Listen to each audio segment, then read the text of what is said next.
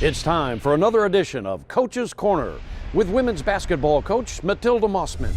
Hello again, everybody, and welcome to Coach's Corner with head coach Matilda Mossman. I'm Bruce Howard, joined by the head women's basketball coach at the University of Tulsa. And Coach Mossman, you went on quite a road trip. You go up to South Dakota, you go to St. Louis, and you did earn the split with a nice first game victory. We did, and it was a long trip.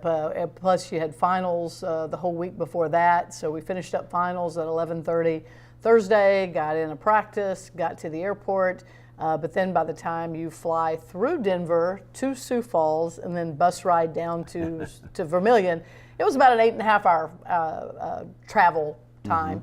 Mm-hmm. But the game against South Dakota made up for it. You know, we played really well for the most part. It was one of those games where we gave up some things in defensive transition. We missed some blockouts, gave them second chance opportunities. We allowed them to make some threes, but we gutted it out. You know, we got a lead on them. I think we were up 9 in the second quarter, and then they came back, and then they had a lead. And the game just went back and forth. I think there were 15 lead changes in the game. Mm-hmm. The score was tied like 8 times. And it was just a great basketball game to be a part of. Yeah, and it goes down the backstretch, and you win it 64-61. And kind of looking at the numbers a little bit, there wasn't a whole lot of difference between the two teams, but you made 10 3-pointers. I mean, you hit the three ball. Yeah, and it was out of us executing our offense. And we know we've had problems with low field goal percentages, and that's attributed to lack of movement on offense. I mean, you have to attack, you have to execute, you have to get the ball side to side, you have to go inside, outside.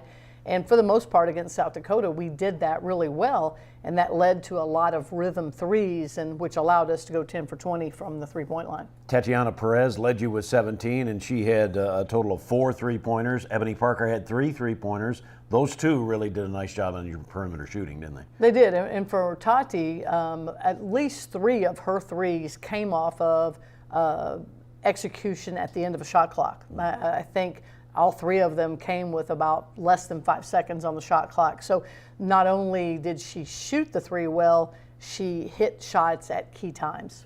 And down the backstretch, you made shots, and you got the stop that you needed at the end, and then the free throws to get it up to 3. So it's nice to kind of finish a game, isn't it? Because I know that's a thing that all teams struggle with, and it's nice to finish one like that, especially on the road. Especially on the road, and they've got a nice facility there and had a good crowd, and the fact that we were able to it came down to a steal by Rebecca Lasky, and she converts it into a layup and gives us the lead. And then they were in a situation where they missed and they had to foul, and Erica Wakefield goes to the line and makes 2 free throws. And then they still had a chance. You know, they had the ball last possession, and we made a lot of mistakes on that last possession defensively. We gave up a wide open 3 that could have tied it, but she missed the shot. And fortunately, we just held on. But it was a gutty effort by our team. Yeah, good game obviously for you. And the one that kind of goes under the radar, if you will, is Kendrian Elliott with 14 rebounds in the game. Now, she didn't score a whole lot, but she sure was able to block out and get rebounds. Yeah, we didn't get a lot of scoring from our post in that game, but we got touches. And I think when our post can get touches, that opens up things for our guards on the perimeter. And Kendrian was really huge especially on the defensive boards. Okay, so you win that game. You're staying on the road. You travel down to St. Louis to take on the Billikens in a game that was Tuesday. Tell us about that travel situation, first of all, and then, of course, getting ready for St. Louis. Well, we have lots of road stories. We could have a whole show on stories on the road, We right? could, but as soon as the game was over in Vermilion, we bussed over to Omaha, which is about a 2-hour bus ride. And we spent the night and got up early the next morning, flew to St. Louis. So we were in St. Louis by like 10 a.m. and went straight to breakfast and got checked into the hotel. And, so we were there all day Sunday, there all day Monday. And then Tuesday, we actually practiced in St. Louis on Monday. Tuesday had our shoot around. Tuesday's game was a doubleheader with the men, so we were able to catch the last flight out of St. Louis to come home Tuesday night. So we landed a little before midnight, and that was the end of our 5-day adventure.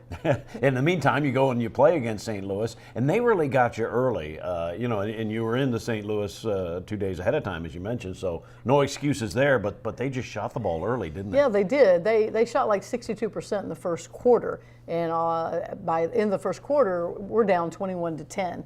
And in the second quarter, we fought back, we got within 2, and then they just started reeling off shots again, and they shot 50-something% in the second quarter. So at halftime, we're down 14.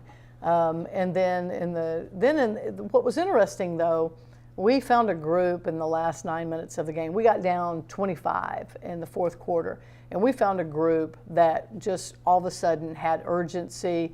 They played hard, they got after loose balls, they didn't give up second chance points.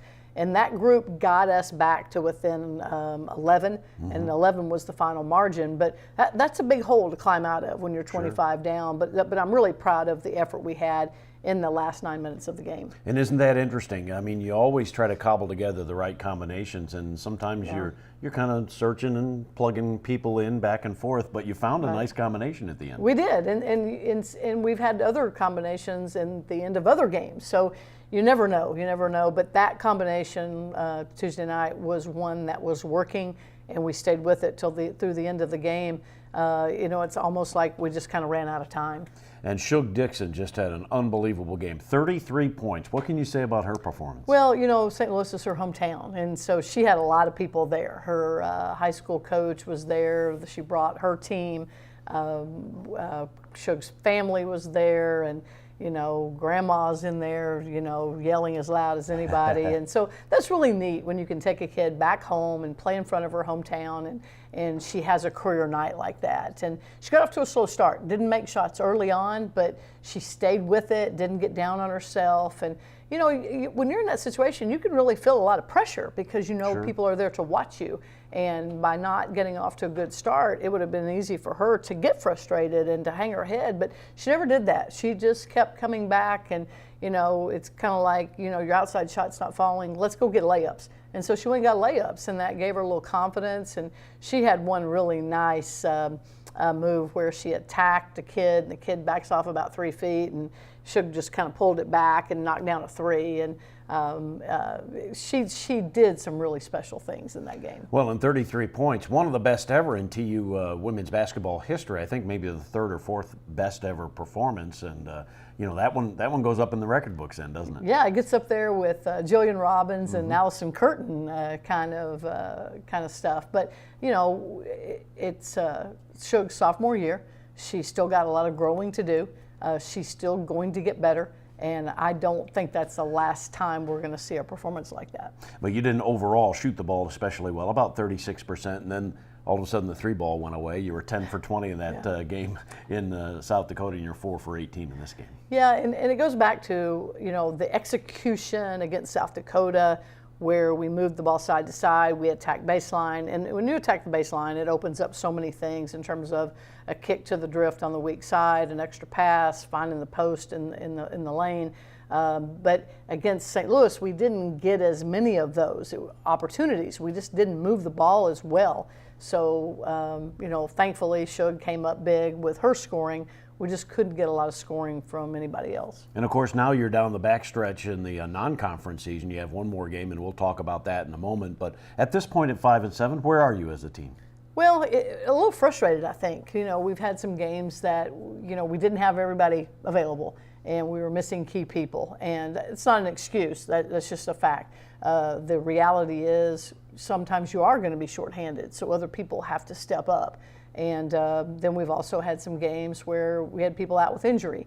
Other people have to step up, and so you can't worry about who you don't have. Other kids have to step up and find an opportunity. They're being given an opportunity. Take advantage of it. And I don't think in every situation we've had guys take advantage of that. But it's also, they've got a lot on their plate, with classes and everything else. But we've just got to get our guys to be more urgent for 40 minutes, be more urgent in practice every day, so that when you don't have certain people, it doesn't matter. You're still doing what you were practicing, in the first place and take advantage of that.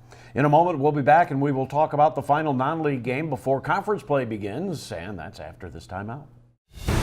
Power is excitement, energy, an unrelenting spirit.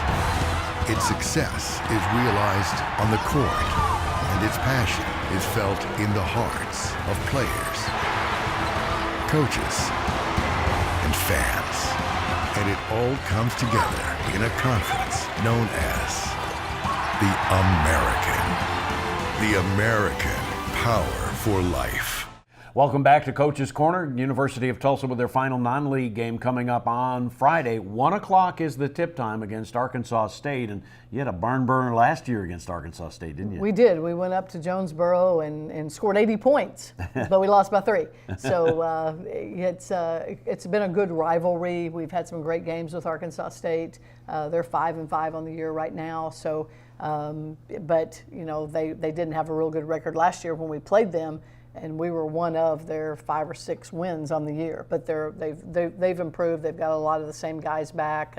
Jada Ford from Muskogee High School is one of their starters. She's a sophomore now, so she'll have a big following, I think, on Friday when they come here. And it'd be good to get a win, a little bit of momentum. What would it mean to be to 6-7, getting into conference play, of course, later in the month? Well, I think anytime your game before Christmas break, if you can win that game, it just makes the break so much better, you know, for coaches and players. And I think that's everybody's goal, is to win that last game before break. And you start conference play before the calendar year flips as you play at Wichita State on Saturday, the 30th of December, and you welcome Wichita State into the league. Right. It's a team that we tried to get on our non-conference schedule for years, and we finally got them on there this year. And then all of a sudden we find out in May that they're going to join our conference this year. So we're excited to have them in our conference, excited for the opportunity to play them twice every year. You know, it's a regional game, so we're you know, it's not a long trip for us, and they're a worthy opponent. I mean, right now they're 5-8 on the season, but they've got a new head coach in Keitha Adams, and she was at UTEP for years when we were in Conference USA. So it's going to be a great rivalry, I think. Oh, we'll look forward to that, but look forward to Friday. If you're out shopping or that sort of thing, it's a great way to get away from it for just a little bit, for a couple of hours at 1 o'clock on Friday afternoon as Tulsa takes on Arkansas State. And I know you want to wish all of the Hurricane family, the Hurricane Nation, happy holidays and Merry Christmas, I'm sure. Absolutely. Merry Christmas from our entire team and staff. And that wraps it up for Coach's Corner with head coach Matilda Mossman.